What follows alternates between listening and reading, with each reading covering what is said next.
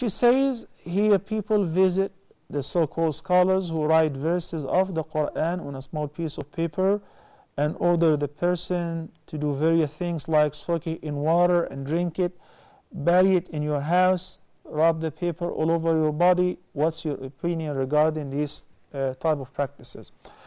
Number one, I object to being judgmental before knowing the hukm, because you already judged the people and said the so-called scholars.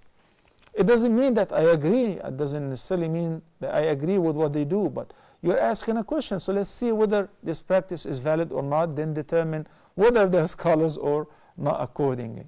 Number two, the practice of reciting the Quran on water, whether it's Zamzam water or any drinking water, and drinking the water, performing wudu with it, or washing the body with it, is actually a valid practice. Ibn al-Qayyim listed that in his beautiful book, The Prophetic Medicine, in the book of Zadul Ma'ad, the provision of the traveler.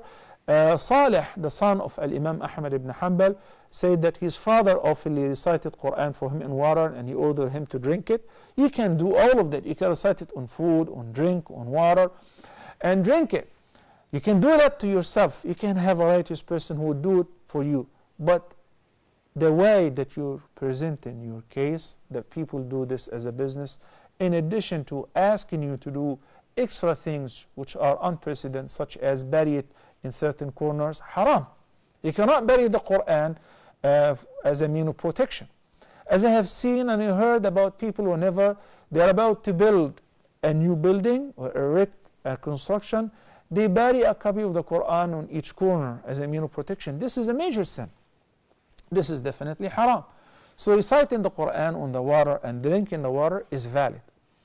But asking to wipe the paper which have the Quran against your body and bury it somewhere, keep it beneath your pillow, these practices are of course not from the Sunnah, so we should avoid that.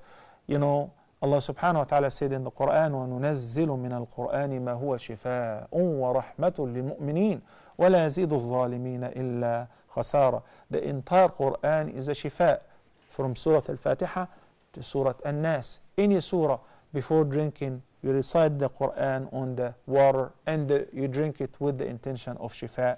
It helps. Or for the removing the hasad or the evil eye, making wudu or ghusl with it, it does help. May Allah